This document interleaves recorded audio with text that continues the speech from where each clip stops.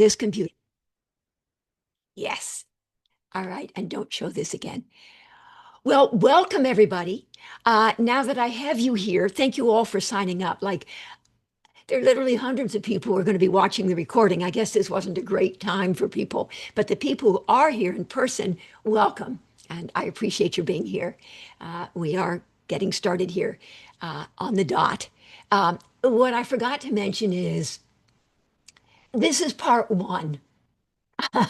These 2 hours of part one. I got so carried away. Hello, Therese. I got so carried away with all of what I was learning that I eventually realized I have to have different parts. So this is part one.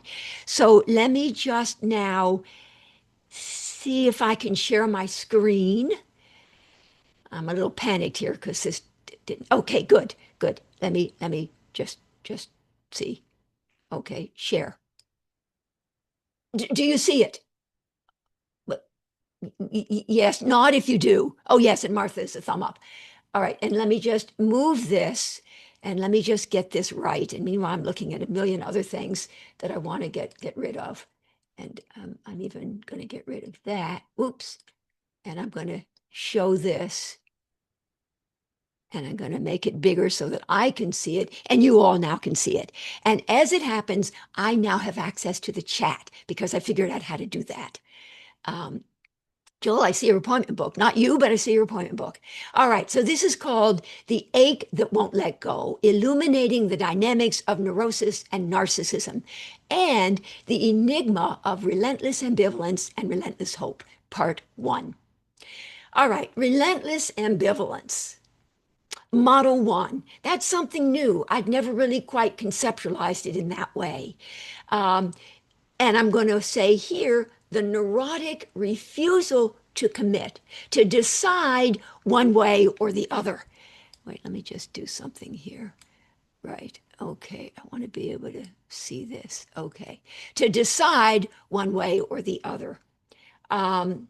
And that's model 1. So model 1 is we're going to see. So for those who do or don't know, the START method of psychodynamic synergy is a story about 5 modes of therapeutic action. And I'm going to give the N words for all 5 for the moment. So model 1 is more about neurotic dynamics. Model 2, so model 1, the interpretive perspective of classical psychoanalysis, is more about neurotic dynamics. That's model 1. Model 2, the corrective provision perspective of self-psychology, is more a story about narcissistic dynamics. Model 3, the intersubjective perspective of contemporary relational theory, is more a story about noxious relatedness. And model 4, an existential humanistic approach to easing relentless despair and facilitating surrender to analytic oneness, in the words of Ephra Eshel.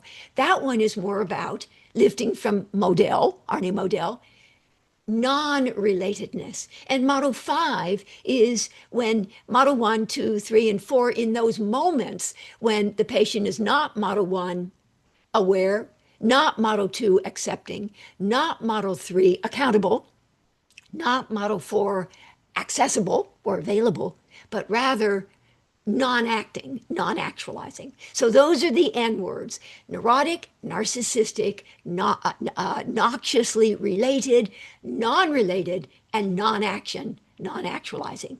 And we all have all 5, though we will tend to have a predominance of one over the others, although that can change over time.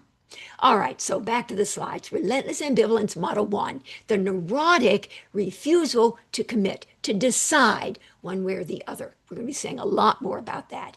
And then we have model 2, relentless hope, the narcissistic refusal to accept, to confront and grieve the reality of the object's limitations, separateness, and immutability. So neurotic, model 1, narcissistic, model 2. Both relentless ambivalence, which characterizes model 1 patients with neurotic dynamics, and relentless hope, which characterizes Model 2 patients with narcissistic dynamics, fuel an ache at the core of the self that refuses to let go. Life is a balance between holding on and letting go. By Rumi. Rumi, beautiful. Okay, so we'll be talking about, and at this point it's sort of like, huh? But we're going to be talking about Model 1, neurotic drive object transferences, and narcissistic self-object transferences, the two of them being really quite different and targeting, as we've already been suggesting, different dynamics in the patient. Okay, so neurotic drive object transferences, that is actually a hyphenated word, versus narcissistic self-object, that's become one word over time, self-object transferences. So experiencing the therapist as a drive object, tasked with gratifying or frustrating drives, which is Model 1 of the Stark method, the interpretive perspective of classical psychoanalysis, versus experiencing the therapist as a self-object, tasked with reinforcing self-esteem, very different, which is Model 2 of the Stark method of psychodynamic synergy, the corrective provision or deficiency compensation perspective of self-psychology. Now, for those of you who know me, you will know why this is my favorite slide of all. I almost don't even know if I want to tell you who these are. But anyway, their song, and some of you are thinking, oh, yeah, I know who they are. And others of you are thinking, huh? But anyway, their fan base, these five guys, serves as a self-esteem enhancing self-object. And their song goes, all you people, can't you see how your love's affecting our reality? Because every time we're down, you can make it right, and that makes you larger than life. Every time we're down, you can make it right, and that makes you larger than life. I need somebody to put in the chat who these people are, these five guys, and I see so far, don't be shy. But anyway, so there they are. They sing that song. Okay, so overview. Oh, okay, Myra. Thank you, Myra. And Donna Mahoney. Thank you. Backstreet Boys, folks. Thank you. All right. Whenever they come to town, or even when they're not in my town, I go to see them.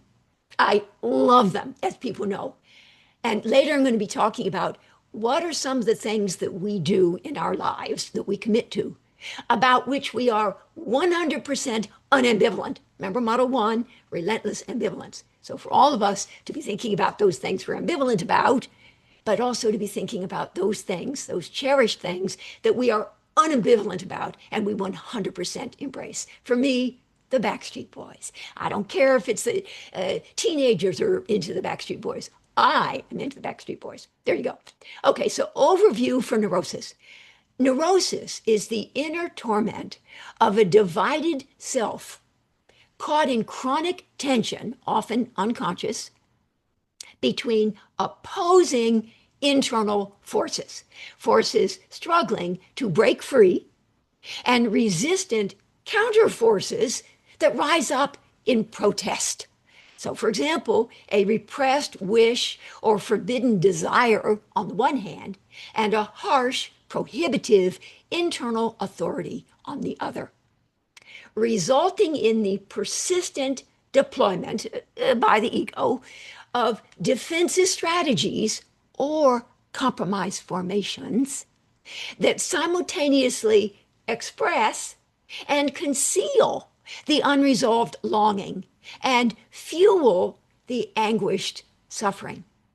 A private pain the patient feels profoundly, although usually no one else can see it. It's about the private suffering of someone with neurotic dynamics. So the internal ache of relentless ambivalence and an often paralyzing reluctance to commit. Overview for narcissism. Narcissism, excuse me, is the heartbreaking struggle of a vulnerable self, striving to complete itself in order to feel worthy and whole in the wake of early relational injuries or empathic failures. It is the plight of a self that, in the absence of reliable mirroring and attuned empathic recognition, in other words, caregiving functions, caregiving psychological functions, and in an effort to compensate for that developmental lack, is the self, the vulnerable self, the fragmented, the fragile self, is compelled to seek narcissistic supplies from idealized others. Think about in those moments, the Backstreet Boys, and think about for all of us in those moments when. So figures, idealized others, figures unconsciously recruited to restore self-esteem and to protect against the shame, emptiness, and fragmentation that would otherwise threaten to overwhelm its fragile core.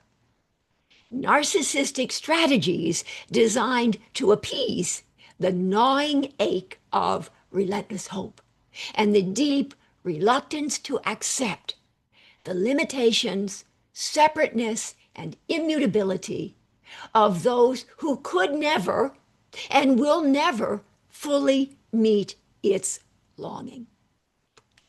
Indeed, Model 1 of the Stark Method, the interpretive perspective of classical psychoanalysis, features the structural conflicts of patients with neurotic features, distinct from Model 2 of the Stark Method, the corrective provision or deficiency compensation perspective of self-psychology, which features the structural deficits, not structural conflicts, but now structural deficits. And as you will see, Model 3 is about relational conflicts, and Model 4 is about relational deficits. And this is where I always say thanks to Larry Hedges, who made me, who knew my work well enough to know what was missing. I had Model 1, structural conflict, Model 2, structural deficit, Model 3, relational conflict.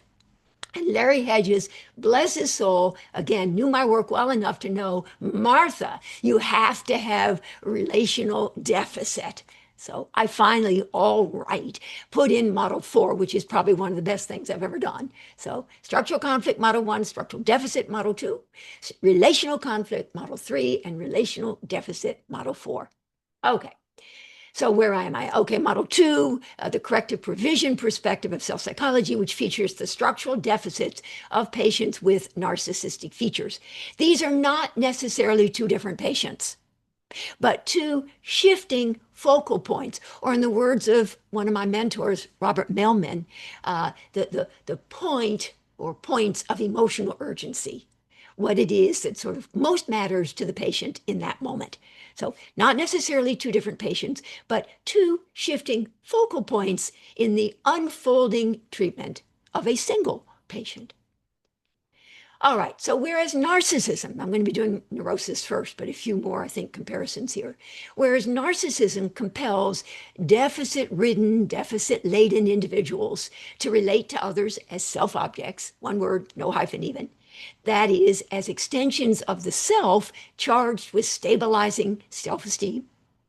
Neurosis prompts conflict-ridden or conflict-laden individuals to relate to others as drive objects, figures onto whom instinctual impulses are displaced and moral superego prohibitions projected.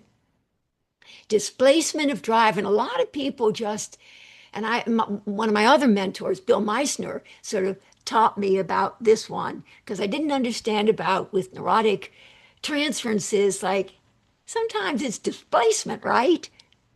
But sometimes projection, right? And he said, yes, both, one and or the other. Thank you. And when Bill said one end or the other, I figure, all righty then, so be it. So displacement of drive, envision that in your head. Displacement of drive refers to the redirection of an impulse, such as a libidinal yearning, I want my daddy, or an aggressive impulse, an aggressive urge, I want to do away with my mom. Um, Away from its original target, my daddy and my mommy, and onto a substitute figure, the therapist. The drive remains intact, but its object will have shifted. That's what displacement means. A lot of people just sort of don't kind of think about displacement. That's displacement. You displace, you shift the object of your drive. In the clinical setting, this often means that the therapist becomes the new, unconscious, often unconscious, recipient of these redirected, so displacement means redirected, libidinal or derivatives of libidinal and aggressive or derivatives of aggressive drives. By contrast, that was displacement. Projection of prohibition, think superego, involves the externalization of internal moral restraints, such as judgment, criticism, disapproval, condemnation, that are banished from within and assigned to the outside world. In the clinical setting, this often means that the therapist is unconsciously cast as a critical, judgmental, or shaming figure, a reflection of the patient's own superego injunctions and ego ideal standards. Now, I don't emphasize in Model 1 as much the ego ideal standards, but technically they are also relevant there. Though I don't tend to emphasize that, and I tend to put that more in Model 2, self-psychology, the ambitions and purposes of the ego, the goals and aspirations of the ego ideal, Model 2, narcissism. But anyway, back to Model 1. So the therapist cast as, right, a reflection of the patient's own superego injunctions, the inner voice of thou shalt not, a moral prohibition imposed by the superego proper is what we used to call it, that is, by the conscience, and the ego ideal standards, the thou shalt, an aspirational mandate issued by the ego ideal, an internalized standard for who one strives to become. In other words, the superego proper, which sort of so the superego, on some would say, includes the superego proper or the conscience and the ego ideal. Okay. In other words, the superego proper, the conscience, speaks in the voice of thou shalt not, a moral prohibition, whereas the ego ideal represents the voice of thou shalt, a vision of perfection to which the self aspires. Now, with respect to the neurotic transference that will emerge when drives are displaced, redirected, and or prohibitions projected, please note, classical psychoanalysis, grounded in a one-person psychology, cautions that the integrity of an analytic treatment and the uncontaminated purity of a neurotic transference can be seriously compromised by countertransferential reactivity on the part of the analyst. Now, let me just say, in Model 3, the intersubjective perspective of contemporary relational theory, think Jessica Benjamin, Stephen Mitchell, Jay Greenberg, Adrian Harris, and Darlene Ehrenberg, and many others, in Model 3, the countertransference, i.e., the therapist's reactivity, is thought to be an incredibly important aspect of coming to know the patient and can be used in the best interests of the patient and of the ongoing treatment. In Model 1, countertransference is thought to be not a good thing. And if back in my day when I was being trained, if there was ever the thought, the glimmering of countertransference, it's sort of like get thyself off to thy therapy to get rid of thy countertransference, because that interferes with the concept of an uncontaminated, untainted neurotic transference. So that was then, but things have evolved since then. And so from Model 1, which for me, I learned all about in the 1970s. Model 2, self-psychology, I learned all about in the 1980s, so made a model. Model 3, the 1990s, I learned all about that in the 1990s, William Allenson White Institute and them other folks who were busy talking about the here and now of the therapeutic or analytic engagement. And then model 4 from 2000 to 2010. And then model 5 from 2010 to 2020. And people have heard me say this, but model 6, which is still a little more virtual than actual, is going to be my somatic-spiritual approach to mind-body health. And everybody says, oh, do it now. But sort of like, I'm not evolved enough. I got the body part probably down okay.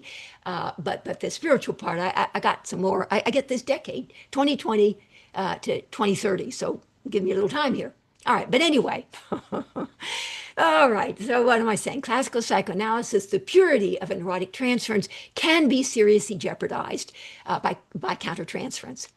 The analyst is therefore, in Model 1 in classical psychoanalytic theory, advised to maintain neutrality, to approach the clinical encounter with the objectivity and dispassionate precision of a surgeon, and to provide the patient with a blank screen onto which the patient will inevitably displace and project unresolved early relational dynamics, which can then be interpreted as stories primarily about the patient and the patient's unmastered early relational experiences. Now, let me say here, this is where people will say, surely there's never really a pure projection. Rather, the therapist's countertransference is almost always involved on some level. So I say to you, over the course of the last week or the last month, how many times has your countertransference interfered with what would otherwise have been pure projection? I mean, interesting to think about that theoretically, sort of, nah, there's no such thing as a unilateral transference, pure projection. No. Surely the subjectivity of the therapist is always being introduced on some level and contaminating what happens in the here and now of the analytic encounter. So like, well, okay. So again, think about when you have been drawn into participating perhaps as somewhat critical, as somewhat demanding, as somewhat judgmental, for example. So it's kind of interesting, the difference between theory and clinical practice. Okay, here we go. Okay, displacement of id drives, seeking expression or release will give rise to a positive neurotic transference. And because there's some expectation of some form of gratification. Sort of like, well, maybe my daddy, maybe my therapist, maybe my therapist will, will have a little special something like that we didn't have, that I didn't have with my dad, who still had mom. Right, so maybe my therapist. So there's the sort of expectation of some form of gratification. Now, projection of superego prohibitions seeking to restrict or punish will give rise to a negative neurotic transference and the anticipation of some form of punishment, criticism, judgment, or frustration. Therefore, the dialectic at the heart of neurotic transference is this exquisite tension between longing and fear, hope and dread, id and superego, with the ego, this is classical psychoanalytic theory, the ego needing to, the beleaguered ego, trying to mediate between the demands of id and superego and external reality. All right, so later or soon or whenever, I'm going to be talking more about the conflict at the heart of neurotic suffering is, can I be bad or must I be good? Can I defy or must I comply? So it's defiance versus compliance. And I believe that Andres Angel, in a somewhat different way, has talked about that. Or if not, Michaels and Mickelson, I should have checked that, but someone else had talked about that in a slightly different way, but I really loved the defiance versus compliance. So I'll have to check that, and forgive me. Okay, but whether it be displacement of drive or projection of prohibition, in classical psychoanalytic theory, the patient's transferential experience of the therapist, if not tainted or jeopardized by the therapist's participation, is understood to be a story not about the therapist, but about the patient's inner world, developmental history, and early relational patterns. Themes, motifs, complexes, narratives even, although most of the classical folks, except Roy Schaefer, but don't really talk about narratives per se. Those for me fit more into Model 3 and Model 5. But anyway, I see I put it here. Themes, motifs, complexes, narratives, the Oedipus complex, for example, that have been reactivated. This is the transference, the patient's transferential experience. Themes, motifs, complexes that have been reactivated in the therapeutic relationship, now ripe for interpretation. Model 1 is about interpretation. Classical psychoanalytics, about insight. I call it awareness because I believe the adaptations all have to start with an A. So insight doesn't start with an A. So I go with awareness, self-reflective, introspective awareness. Insight is the goal. Go from resistance to awareness. Model 1, that's the therapeutic action.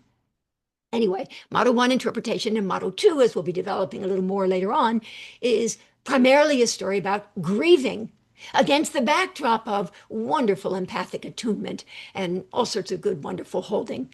But the structural change results from grieving. All right, we'll get to that later. I'm leaping ahead. All right, so now Model 1, ripe for interpretation. So Model 1 is a little more cognitive. It does other things too, but it privileges cognition. Interpretation. It just does. That's what Freud did. Hey, listen, Freud was there way before we were born and doing some brilliant stuff, which at the time was thought to be like, oh, wow. And brilliant. I mean, there are things he didn't get to. I mean, fair enough. I mean, nowadays we have all sorts of things. There's version 1, version 2, version 3, version 4. So there are different versions of Freud's classical psychoanalytic, but it's amazing how much has still stood the test of time. Anyway, now ripe for interpretation. And I think we can all feel really good when we have offered the patient an interpretation and highlighted how unresolved and unmastered relational experiences from early on, developmentally, how because they're unresolved, unmastered, they're now being played out in the transference. And we interpret that. And we are so very proud of ourselves that we have helped the patient to see what we are becoming aware of, which is they have either displaced and or projected and are now misperceiving us as something that we're not. Unless a little bit we are, in which case we're talking Model 3, where we've been drawn into participating countertransferentially in the patient's transferential enactment. Anyway, back to this. Model 1, now ripe for interpretation, modification, and eventual integration into the patient's evolving psychic organization. Classical psychoanalytic theory.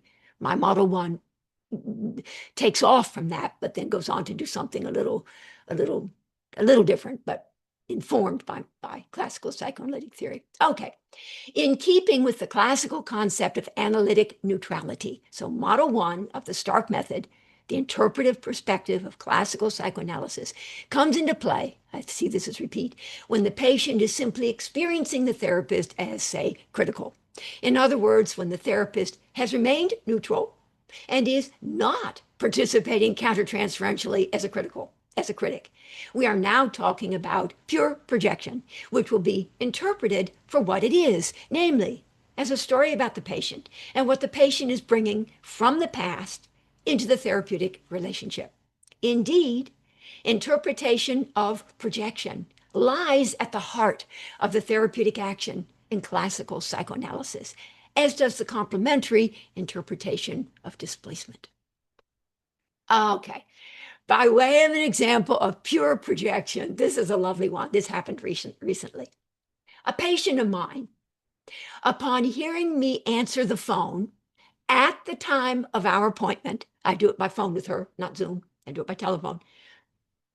Upon hearing me answer the phone at the time of our appointment with a warm and expectant hello, responded, "You sounded surprised."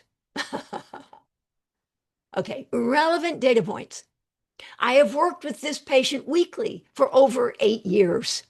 She always calls precisely on the dot I always answer precisely on the dot.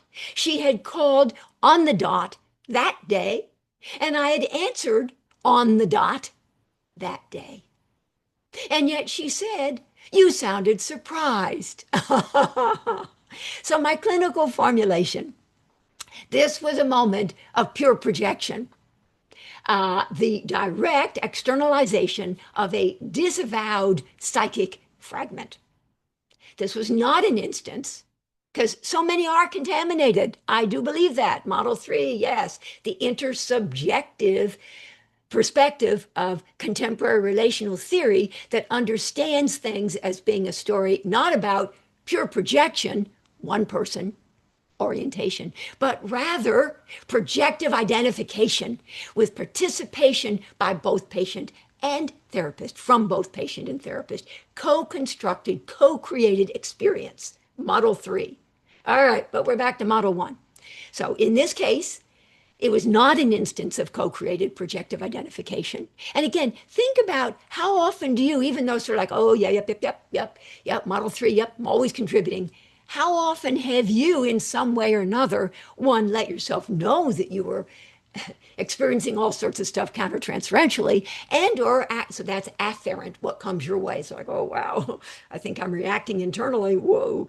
And or efferently, how often have you then responded, not just come to know, but responded in a way that it highlighted the fact of you're having complicated things with your countertransferential reactivity, such that it's now Model 3 become a mutual enactment, a transference, countertransference, entanglement. But that's Model 3.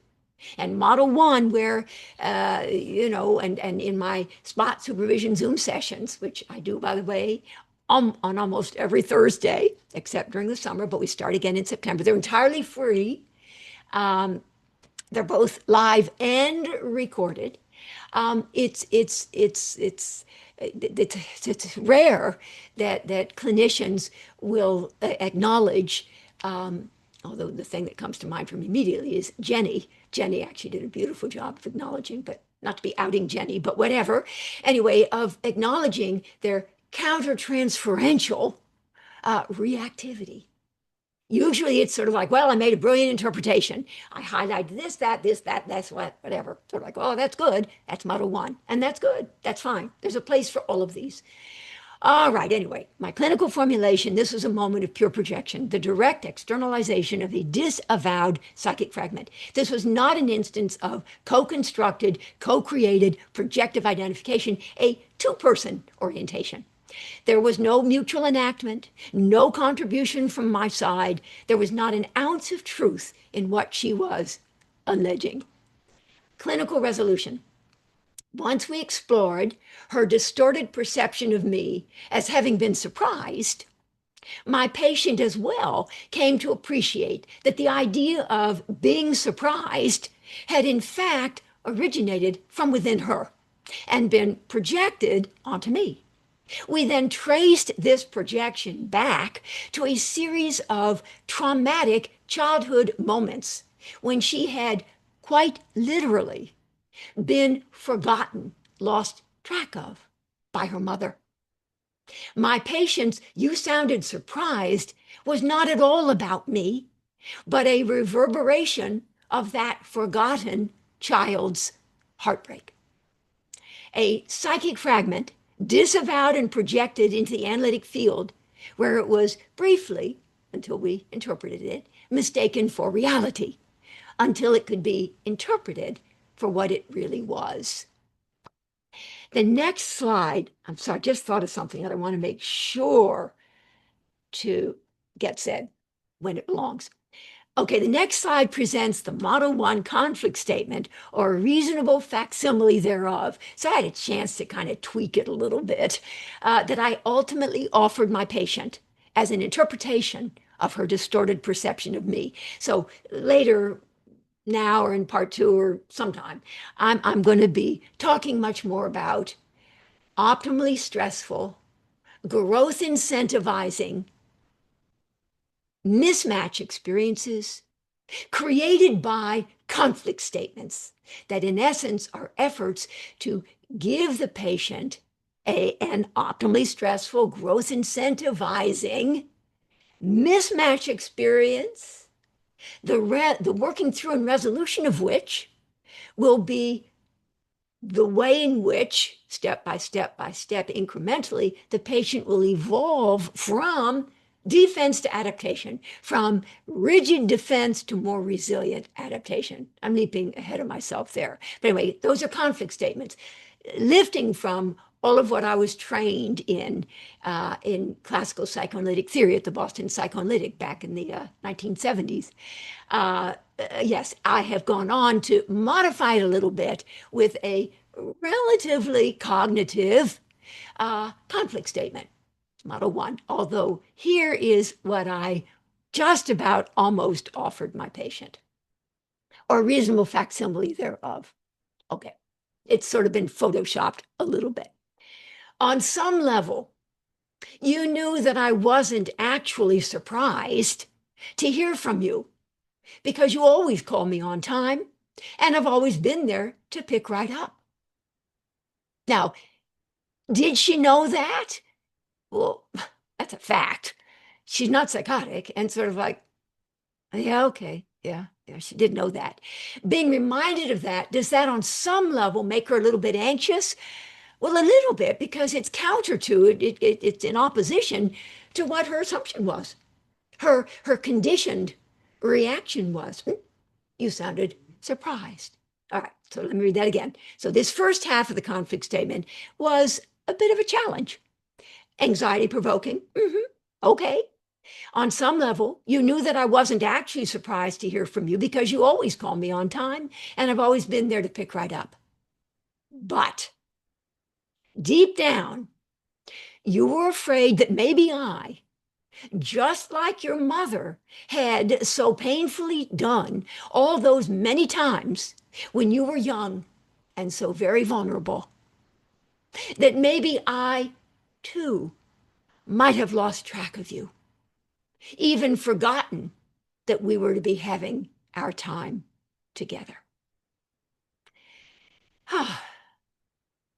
I was attempting to create a growth incentivizing by juxtaposing anxiety provoking challenge of her defensive projection with anxiety assuaging, empathic resonating with her defensive need, which was to assume that I, too, like her mother before her, would have forgotten and lost track of her. So I was attempting to create an optimally stressful, which means increase the anxiety and then decrease it, and a series of disruptions occasioned by the anxiety-provoking challenge, and then recovery or repair facilitated by the anxiety assuaging support of the therapist, and by tapping into the patient's underlying resilience and adaptive capacity in the face of optimal stress.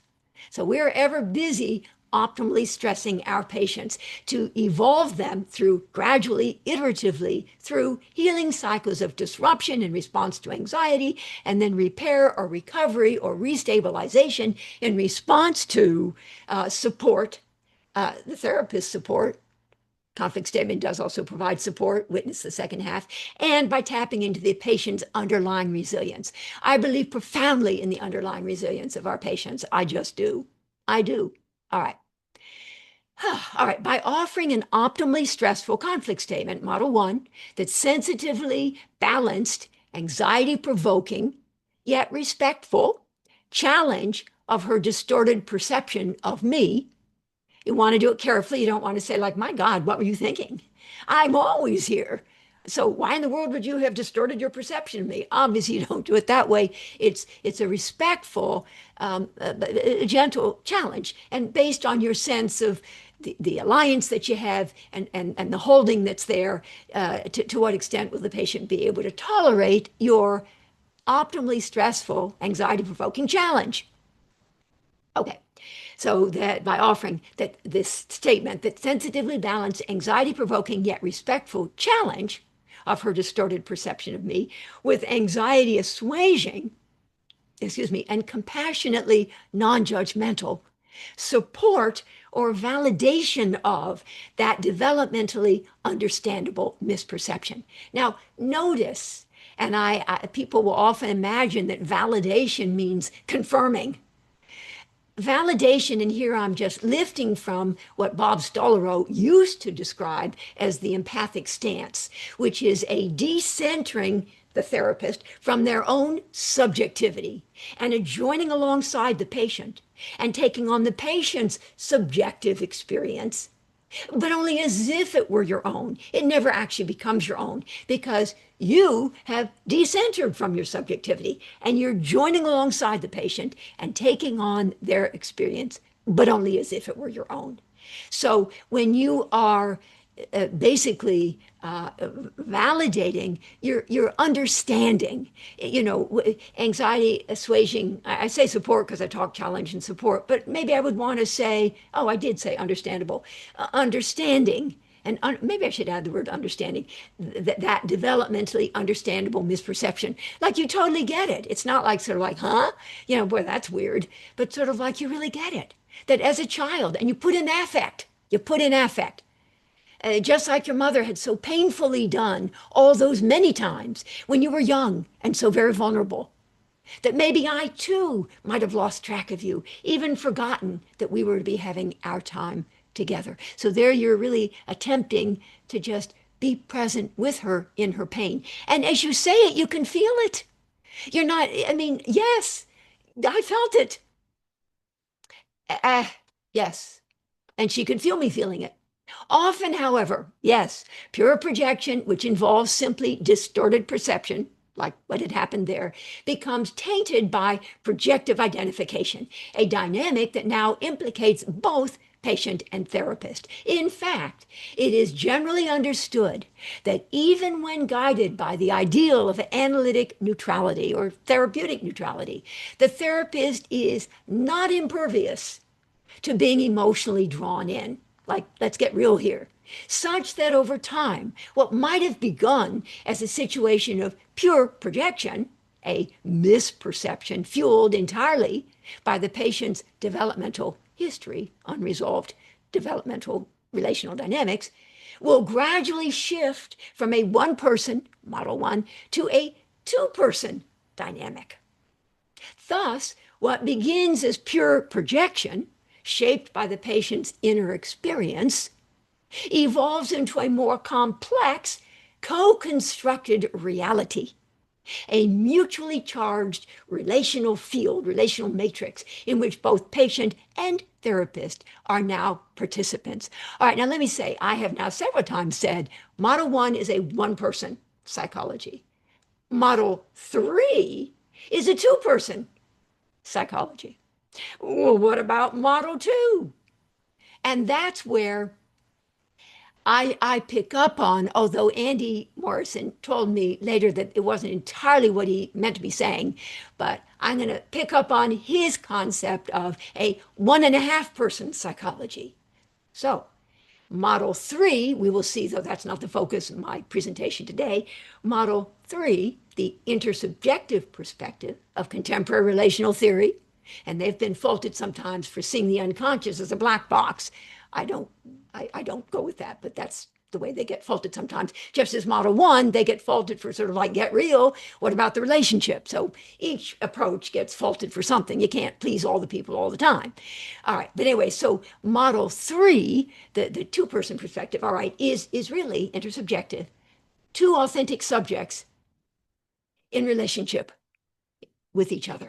Give and take, give and take, give and take, give and take. And I think of like a ping pong game, or maybe pickleball nowadays, since that's the thing. But anyway, being played with two balls at the same time, each a server. Boom, boom, boom, boom, boom, boom, boom, boom, boom, boom, boom, boom. A two-person. It's about give and take. Model 2, on the other hand, the corrective provision perspective of self-psychology, is more a story about give. The therapist, self-object therapist, gives. And the patient, for the most part, unambivalently accepts. Yes. The problem being when there are these momentary lapses on the part of the therapist, lapses that are inevitable, necessary and therefore desirable. In the aftermath of these lapses, what had been a positive narcissistic self-object transference becomes a disrupted one, which needs to be, that disillusionment needs to be worked through and grieved, which will, I'm leaping ahead, which will provide impetus and opportunity. Model 2, disillusionment, the disruption of the positive self-object transference, will provide impetus and opportunity for there to be adaptive, not defensive, but adaptive, transmuting, which means structure building or capacity enhancement, internalizations of the good that had been there prior to the failure. All right, so in any event, a little bit, can you see, model 2 is more a 1.5-person psychology. It's a story about give. Model 3 is 2-person, a story about give and take. And model 1 does not specifically focus on the relationship per se. Okay. Okay, good. Well, all right, I think I did that page. All right, so okay, model 3, again, I guess we're doing the projective identification for the moment. A co-created messiness, in the very felicitous words of Ed Tronick, that will need to be negotiated at Darlene Ehrenberg's intimate edge in order to resolve not only model 1, structural conflict, but also model 3, relational conflict. So again, model 1, structural conflict, model 2, structural deficit, model 3, relational conflict, and model 4, relational deficit. Thank you, Larry Hedges. All right, at which point the focus begins to shift, where there's been contributions from both, from the one-person orientation of model 1, the interpretive stance of classical psychoanalysis, interpretation of pure projection as primarily the patient's story, to the two-person orientation of model 3, the intersubjective stance of contemporary relational theory. Just think William Allenson White Institute, and plenty of other places too, but that's what I always think. Negotiation of co-created projective identification as a story co-authored by both patient and therapist. Let me say now for a moment, there are numbers of people, I think it's a little more on the East Coast than on the West Coast, but as I understand it, numbers of people who sort of don't like the concept of projective identification. And whereas on the West Coast, I think they do. And I'm on the East Coast and I like the concept, but whatever. That's because I've read a lot of Ogden, Malin and Grotstein, et cetera, et cetera. But I think the thought is that if you're not careful, projective identification is sort of making it be the patient who started it. The patient who projects something, a disavowed psychic fragment, projects it, and then is sort of distorted in their perception of the therapist, and then exerts, as it's called, Ogden calls it this, some of the others do as well, interpersonal pressure on the therapist to accept the projection, at which point, I call that the induction phase, that's my word, induction phase of a projective identification. That's the first half, at which point the therapist actually begins to participate as some version of what the patient had sort of feared, imagined, kind of needed the therapist to participate as. And then, though the therapist, model 3, by virtue of their own more evolved capacity to sit with, to tolerate, to process, metabolize, digest, that has been put into them, and that they, quite frankly, had sort of begun to act out or enact or reenact on the stage of the treatment, the therapist is able to process and integrate their toxicity and return to the patient, that's the resolution phase, some version of the original projection. And so the idea being, but wait a minute, the patient started it, it's not fair to be sort of saying that.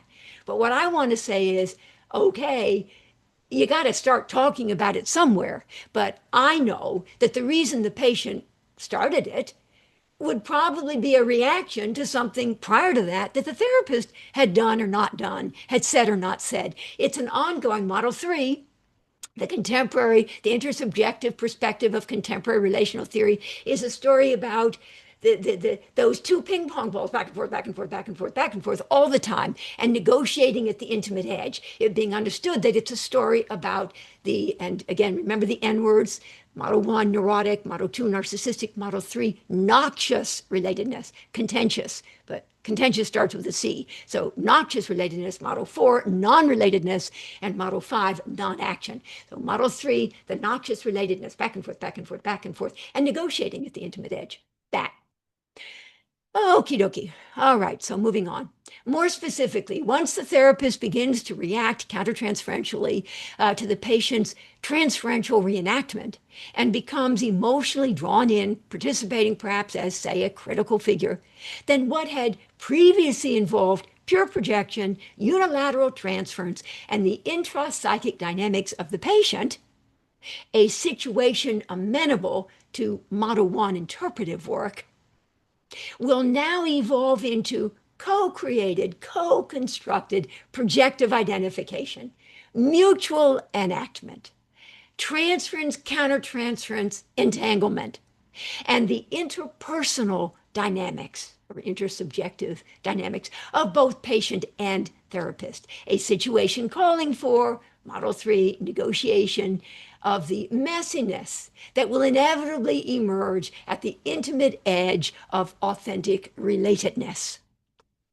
Quite frankly, what might have begun as relatively straightforward Model 1 projection. So be thinking about when the patient has been misperceiving you and you've thought, misperception. In your own minds, think about in the last week, last month, last several months, when have you found yourself unwittingly drawn into participating? Maybe you didn't even say anything, but you could feel inside of you that you were reacting countertransferentially to the patient's projection and then interpersonal pressure on you to accept it. And your reaction, you didn't necessarily say anything yet, but your reaction then will be co-created. A story about both what the patient has done in the here and now of the analytic or therapeutic engagement, and a story about your there and then and what you bring to the moment from your unmastered early on relationships with your caregiving people. Just as it's understood that the patient's experience of the therapist in Model 3 is seen as co-created, in part a story about what the therapist just did or didn't do, said or didn't say, and the patient's inevitable reaction to that, like, duh, and their unmastered early on relational dynamics. So in Model 3, everything is co-created. And maybe they're more than just two balls back and forth. There's some ping pong balls and some pickle balls and all sorts of back and forth, back and forth. And it's tricky. It's tricky. And in my own mind, the way I think of it is, I love doing work in Model 1, in Model 2, in Model 4, in Model 5. Model 3, it's trickier. And one, may you have been in your own good experience, therapeutic or analytic experience. And two, it can be tough because you're now involved in a way that you're not involved in Models 1, 2, 4, and 5. And so I sort of think of it as, if you're getting paid for the work you do, that you're getting paid in installments to do the Model 3, where you really do want to be paid. I mean, for the most part, I'm not like ever busy doing Model 3 with all my friends. No, but in the treatment, I'm getting paid to do it, and it's sort of like, it's tough. And you will end up, though, as a result of negotiating at the intimate edge and really doing it, you end up as a therapist better for it, more evolved, more aware, more sobered, as you come to understand holding yourself accountable, because in Model 3, the goal from reenactment to accountability is you take ownership of and hold yourself responsible for, accountable for your contribution to what gets played out in your life. So that means the therapist becomes wiser for and knowing what her vulnerable spots are, blind spots, vulnerable spots, and so on. So intense, but I don't know, pretty cool. All right, where am I? Okay. So can rapidly evolve, probably down, into a far more complex Model 3 projective identification. a co-created story shaped by the therapist's less than neutral countertransferential reactivity, and therefore now implicating both patient and therapist. And in my own mind, I make the distinction, and Max Firestein does also, and others too, but between defensive reaction and adaptive response. Do you hear the difference? I mean, not just defensive and adaptive, but reaction, knee-jerk, conditioned, and response, more thoughtful, more mindful, and so on, and a corrected, more thoughtful. So from reaction, which is reflexive, to response, which is more reflective, and from reaction, which is more mindless, to response, which is more mindful.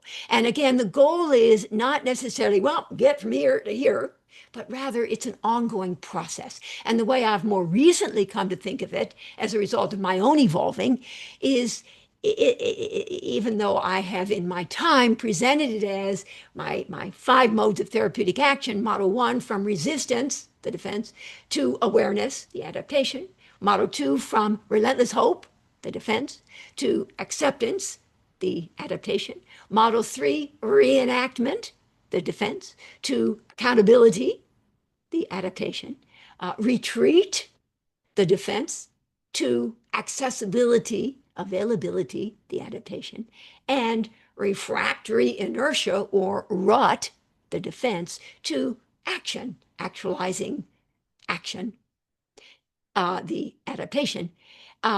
In truth, it's not just this or this, but rather moment by moment. And think about it for yourselves in your own life, as I think about it for myself in my own life. Stuff happens. Stressors happen all the time. And you get a letter in the mail that's upsetting. You are realizing something when you go check the stock market. Somebody says something to you. Stressors come your way, environmental stressors all the time. And what's interesting to think about is, to what extent do you react defensively because it's sort of too much for you to sort of process and integrate and respond to in a more resilient, adaptive way? So to what extent do you defensively react versus adaptively respond, whereby on some level it's more thoughtful, it's more considered, it's more evolved, it's more developed, and you respond more adaptively. And it's moment by moment. And like a good day can be a good day where a lot of stuff came your way, but you took it in your stride. And Gladys Knight and the Pips has a song, some of you who are longer in the tooth than others might remember it, and it goes, gotta make the best of a bad situation. And that's about adapting. And whereas if stuff just throws you for a loop and it's too much and not okay, then you'll defend in some way, because you're not able to process, integrate, and adapt to it. So our goal is to be able to handle with more finesse all of the stressors that will be coming our way. That's a goal. And ultimately to have a little more awareness, a little more acceptance, a little more accountability, because of course in accountability is empowerment, a little more accessibility, availability, a little more actualizing action. Okay, and in model 6, it'll be a little more accelerated flow or awakening. I think, but still working on it. Okay, I just threw that out a little seductively. All right, there you go. So where are we? So in such moments, I think when we're talking projective identification, the leading edge of the therapeutic action shifts from model 1, interpreting the patient's subjective experience, and it can change in a heartbeat. So over the course of, thank you, Nina. Okay, bye-bye, Nina. I know you'll listen to the recording. Thank you. Over the course of a session, oh my goodness, it's an hour into this. All right, over the course of a session, you're going to be not only shifting back and forth all the time, whether you know you're doing it or not, and you're also going to be making a lot of mistakes. And I do want to say, I'm not just saying that to kind of make people feel better. Quite frankly, I make so many mistakes, it's ridiculous. But the point is that it's how you process and integrate and adapt to the fact of the mistake or the misattunement or the misperception or the contribution or whatever that really makes the difference. That's really the cutting edge of deep embodied change, transformation, and growth. Okay. Okay, something about from model, I already said that. Two, model three, negotiating the intersubjective in between, where transformation emerges not through insight alone, but through mutual recognition, thank you, Jessica Benjamin, and shared accountability. Both patient and therapist ultimately taking ownership of the part each has played in the unfolding relational field. So another way to put my question to you is, over the course of the last week, months, when did you hold yourself accountable for and take ownership of some part that you had played in the unfolding relational field? It's a tough one. It's a tough one. Okay, here we go. Now, the many faces, oh my goodness, of neurotic transference and the defiance compliance conflict at its core. All right, okay. As we have seen in classical psychoanalytic theory, the therapeutic relationship becomes the stage upon which the patient's inner conflicts, unmet needs, and dysregulated affects are displaced, projected, and dramatized. More specifically, neurotic transference unfolds when patients deliver into the transference relationship aspects of their inner world that remain unresolved, unmastered, unintegrated, or, Donald Stearns, unformulated. Psychic fragments that have been defensively reinforced over time and therefore have become intensified by virtue of the fact that they have not been adequately processed or integrated into the evolving self. So stuff that isn't adequately processed, integrated, digested, metabolized will just be sort of in there. I mean, I think all of us can resonate with that experience, that if we feel a certain resentment, but we don't somehow get it said or get it expressed in some way or another, or by way of a compromise formation, which we're getting to in a second, it just sort of festers inside and eventually becomes, or that story about, I don't quite remember how it goes, but the neighbor wants to borrow a stick of butter, and so anyway, so the guy says, "Oh, okay, here, I'll bring the stick of butter to you. It's all good, no problem." And and en route to the neighbor, several houses down, he encounters so many problems along the way, including that the butter melts in his hand and it drips on his clothing, and he's so hot, and he gets lost, and he misses a phone call, and this and that, that by the time he actually gets to the neighbor, he literally just shoves it in his hand and said, "Here's your goddamn butter." All right, but anyway, so he hadn't probably wanted to do it necessarily, but it said yes. And then these other things happen, and by the time he gets there, I mean, it's become defensively reinforced as he encounters each little problem along the way, and finally, take the goddamn thing, I don't want it, and so on. So anyway, think of it for yourselves in your own life, where you had a feeling, didn't express it at the time, and then finally blurted it out in some way, later regretting, sort of, oh my God, I can't believe that I actually said that. We all do it. All right, for example, okay, when infantile id drives seeking gratification are traumatically thwarted. So again, I'm making the distinction between optimal stress and traumatic stress, and optimal stress being sort of the balance between challenge, anxiety-provoking challenge, and support, anxiety-assuaging support. A balance between those. The net result is indeed homeostatic balance and optimal stress, which I believe is going to give rise to the impetus and opportunity for there to be something that happens. That's optimal stress. That's a good thing. Traumatic stress is when in the moment in any event, it's too much. I always sort of go up high, too much. And I stand on my toes, but I'm not doing that now, but imagine that. Too much for the patient to process, integrate, and adapt to. That's traumatic stress. And the person gets all defensive and bent out of shape and some kind of conditioned reactivity and no, and not good. And familiar themes, patterns, repetitions will get delivered into what the patient is experiencing.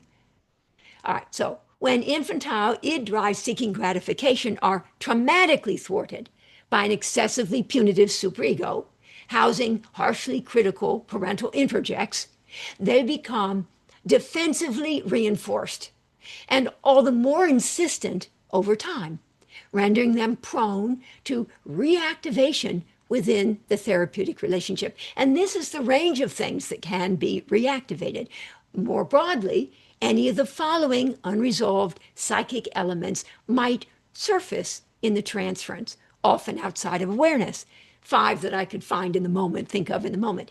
Dysregulated id impulse, a conflicted drive that defiantly, and defiance and compliance we're going to get to shortly, that defiantly seeks expression or discharge, an unmet infantile need, very similar, but a thwarted longing that yearns for fulfillment or repair, a charged derivative affect, an intensified emotion, sort of deriving from the aggression or the libido that presses for release or requires containment, a punitive superego prohibition, a harsh internal authority that demands compliance or self-denial, and or an unrealistically lofty ego ideal aspiration, a perfectionistic standard that imposes pressure to achieve the unattainable. Any of these things can be either displaced or projected.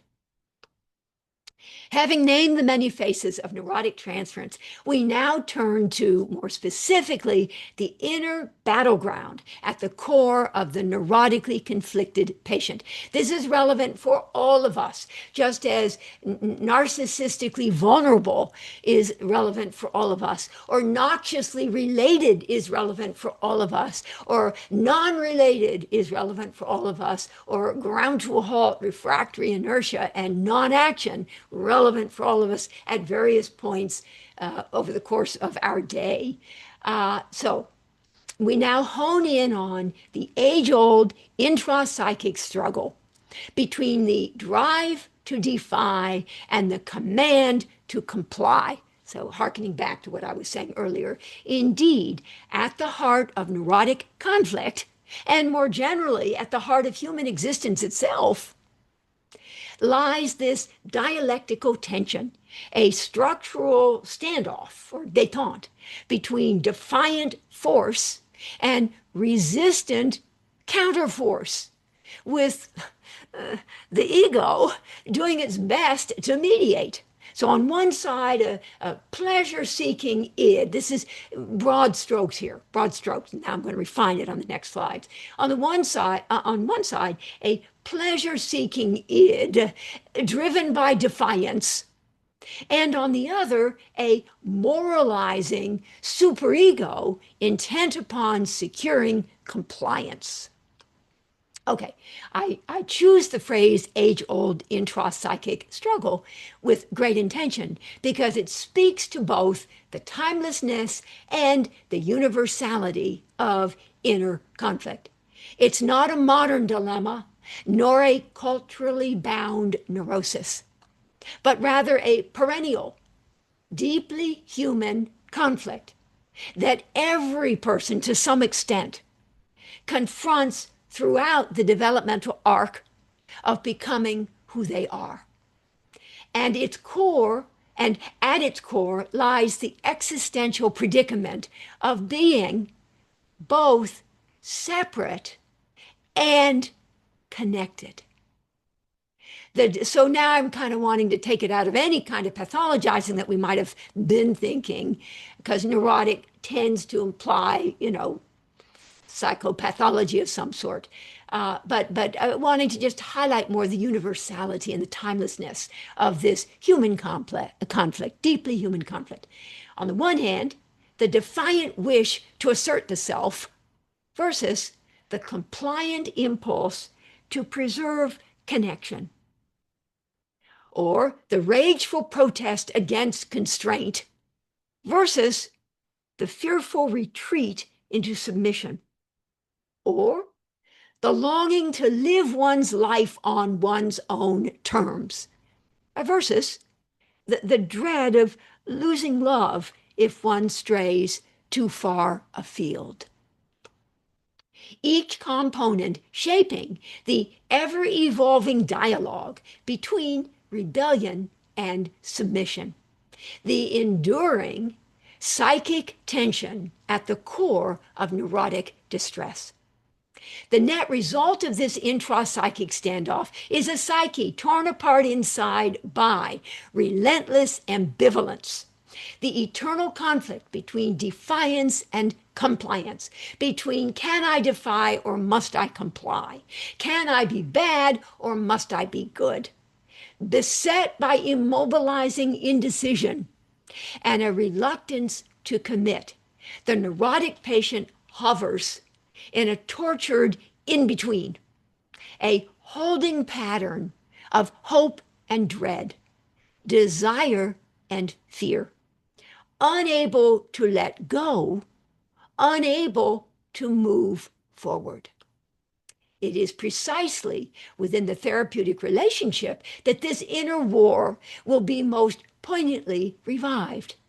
Neurotic transferences, therefore, will emerge as the patient's simultaneous and conflicted enactment of both the hopeful pursuit of reward and the fearful anticipation of punishment. So what is fundamentally involved is displacement of force, the wishful striving for expression, release, gratification, freedom, on the one hand, and or projection of counterforce, the internal prohibitions, condemnations, restraints, fears. In this way, the therapist becomes both, at different points in time, sometimes at the same time, the longed for benevolent gratifier and the dreaded malevolent frustrator, a living embodiment of the patient's divided inner world. And yes, I mean, can this get played out in the relationship with your loved, hated one? Absolutely. It's not just in the transference with the therapist. It can get played out, period, in your life. I think we know that, but I should have clarified that. Oh my God, I love this picture. I got it off of Unsplash Pro. Here we go. The emergence of neurotic transference, whether displacement of force or projection of counterforce. Here we have the tension, internal initially, but now we're talking about when it gets one end or the other get delivered into the transference or into a relationship, and now we have a face-off. All right, unable to move forward, too late to turn back, caught in the crossfire of the psyche's civil war. Neurotically struggling, conflicted, jammed up. That's how we often think of it. Neurotically struggling, conflicted, jammed up. You know, the patient's struggling terribly. Nobody else around them is particularly struggling, but the patient is torn apart inside by reluctance to commit and struggling and this and that. And I have a number of patients where it just takes them forever and a day to decide whether they were this or whether they were that, because they're just so torn apart inside by, can I defy or must I comply? And so they're torn apart by this civil war, neurotically struggling, conflicted, jammed up. At its core, neurotic suffering is the torment of this dividedness, the ceaseless, irreconcilable inner warfare between opposing psychic forces, drive and prohibition, impulse and restraint, desire and fear, freedom and submission, held hostage by this structural stalemate. The patient is immobilized by indecision, consumed by ambivalence, and haunted by the felt impossibility of resolution. This is the suffering of the neurotic. Now, this is where I would want to say to you, sorry, it's sort of dry in here. Good. Think about Well, I think I want to say, apart from your relationships with your dear loved ones or loved hated ones, or your close relationships and so on, just things. I think I want to say that things that are in your life that you can unambivalently embrace and you're not conflicted about. Like, for example, I love to watch Judge Judy. People who know me know that I have a keen sense of justice, and I really love watching Judge Judy, Judy Justice, tribunal justice, et cetera, et cetera. I'm unambivalent about that. Other people, for example, they let themselves watch TV, but they feel that they are sitting down on the job and they're conflicted about it and they struggle. So think about, or they might love to eat something. Like, I love to eat pizza. I'm not conflicted about it. I love to eat pizza. I don't eat it very often, but I love to eat it. And so on. So you think about it. I mean, I love the Backstreet Boys. What can I say? I love Bruno Mars. I love music. I love to dance. I'm unconflicted about it. I love the water. I love the ocean. Of course, I love my dear sweet Gunner, and I love my friends, and I love living Clearwater Beach. Not that I do live in Clearwater Beach, because I'm living in Cambridge for now, but I do love living in Clearwater Beach, except for the hurricanes. But anyway, so think about what it is that you really do love, unambivalently, and there be many, many things, unambivalently. Okay, here we go.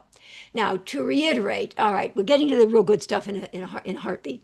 So how does a neurotic transference emerge? With respect to forbidden id impulses, they will get displaced onto or redirected toward the therapist. I've already said that 100 times. In other words, dysregulated drives will be delivered into the transference by way of displacement. Whereas it was once the parent who was the object of the child's drives and tasked with either gratifying or frustrating those infantile, libidinal, and aggressive drives, it now becomes the therapist who is assigned that role. That is, comes to be experienced as a drive object, charged with holding the tension between gratification and frustration of drive. The object of the drive is no longer the infantile object, but the transference object, because the drive has been displaced from an object in the there and then to an object in the here and now. With respect to harsh, introjected superego dictates, they will get projected onto the therapist. In essence, harshly punitive injunctions will be delivered into the transference by way of projection, whereas it was once the parent who was experienced as judgmental and tasked with tightly reining in the child's dysregulated libidinal and aggressive drives. It now becomes the therapist who is assigned that role. That is, who is experienced as the critic, the judge, the one who disapproves and demands restraint whenever the patient indulges, provokes, or strays beyond the bounds of what feels morally permissible. Once this negative neurotic transference has emerged as a result of the projection, the moral arbiter of this is interesting, of bad behavior will no longer be the infantile object, nor even momentarily the patient's own superego, but rather the transference object. So let me say a little bit more about this, and then I'm going to move on to some interesting compromise formations that all of us have sort of come up with in our time. The ego has come up with in an effort to sort of play it both ways, but not really. Okay. Indeed, as some of the patient's harsh, punitive self-criticism, think about this, visualize this, is externalized and offloaded onto the therapist, the now relatively unburdened patient will experience temporary relief from internal guilt, self-reproach, or shame, because the critical judge will no longer be fully inside for the moment. When you have the patient delivering, and I'm thinking about several of my patients where this is really quite relevant, it's happening in the moment, where they are projecting something onto me and imagining, misperceiving, or if indeed they draw me into participating, imagining that I am like some version of the old bad object.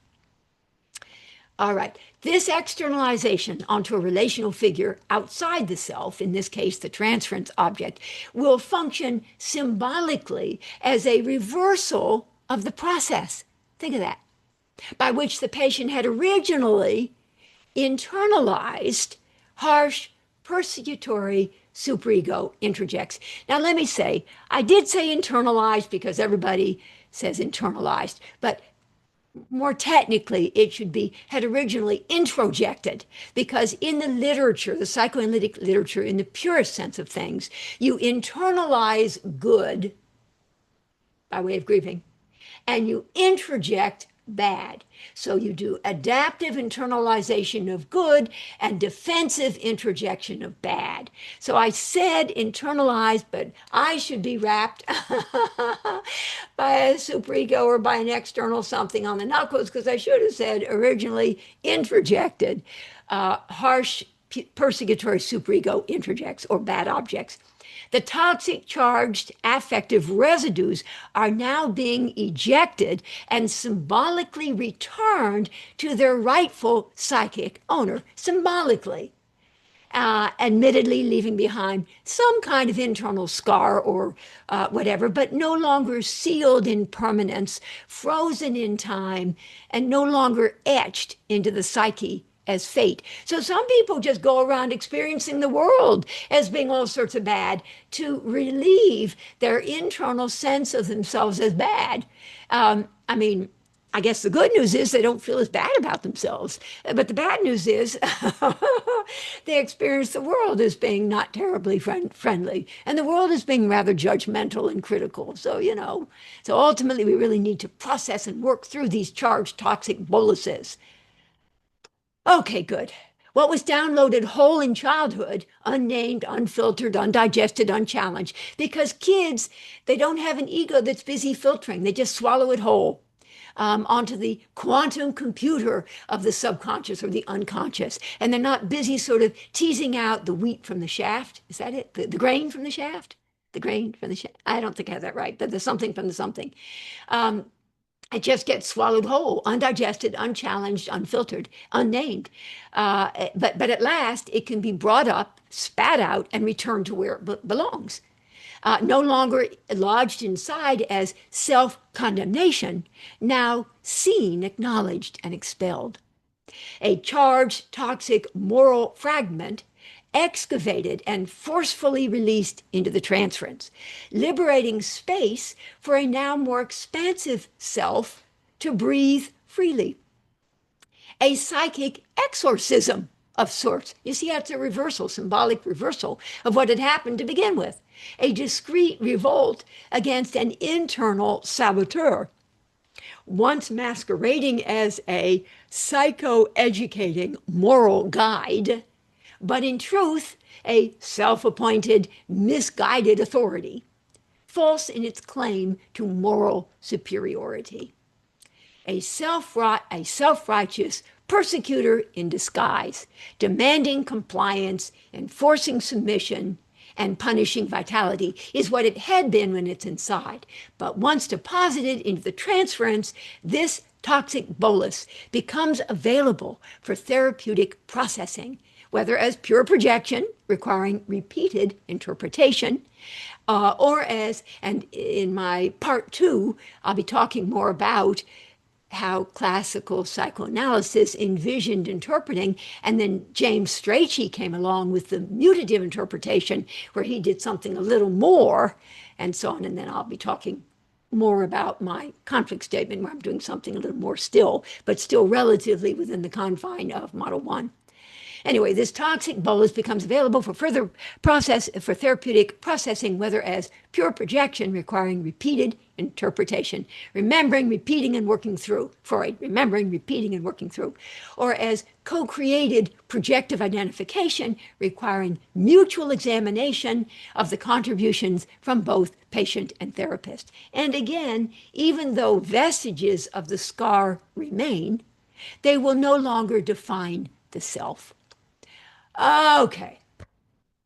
Indeed, at their core, and now please, especially in reaction/response to this next session, please feel free to put some comments in the chat so that we can address them and all of us can kind of chuckle and laugh together. relevant for all of us, I'm quite sure. So please, please do that. And then I can address them directly in the chat, please. Indeed, to the right there, click on chat and then the little box shows up. Indeed, at their core, neurotic patients struggle relentlessly with structural conflict, neurotic conflict, a civil intrapsychic war waged between id and superego, between, on the one hand, forbidden impulses and urgent drives, and, on the other hand, the moral prohibitions that condemn them. A searing internal tension between the urge to do and the law that forbids, with the beleaguered ego caught in the middle, doing its best to mediate, to manage, to survive. All right, symptoms as expressions of neurotic conflict, also known as compromise formations. And you don't say neurotic compromise formations because by definition, this is a neurotic something. Just as, let's see if I have this right. I was told, let me just see. You don't say, as I was a little bit working on Model 6, like I said, I still have to evolve the somatic spiritual orientation of my Model 6. I think I was saying spiritual enlightenment. And I think that one is where I was correct. And so you don't say spiritual enlightenment, you say enlightenment. I think that's what it was. I know maybe people will help me on that, but enlightenment by definition is spiritual, and compromise formation by definition is neurotic. So here we go. The timeless inner struggle between force and opposing counterforce, a tense ceasefire, between longing and fear, between the drive to say yes and the need to say no, between rebelliousness and submission. I have come to appreciate that symptoms like, for example, procrastination, and so many others that we're going to get into over the course of the next some slides, are not merely lapses in willpower or flaws in character, but unconscious compromise formations, a détente of sorts. And then this is sort of my concept. Freud didn't say this, but having it both ways, but not really. Okay, good, sorry. A delay that temporarily appeases both the inner rebel, you can't make me, and the inner tyrant, do it now. Okay, I'll do it soon. It's the compromise. So compromise formations mark a battleground between can I be bad versus must I be good? The forbidden pleasure of delay versus the insistent demand to do it now. And I thank Jeffrey Melhorn for calling this one to my attention, this quote. I'm not a procrastinator. I'm just extremely productive at unimportant things.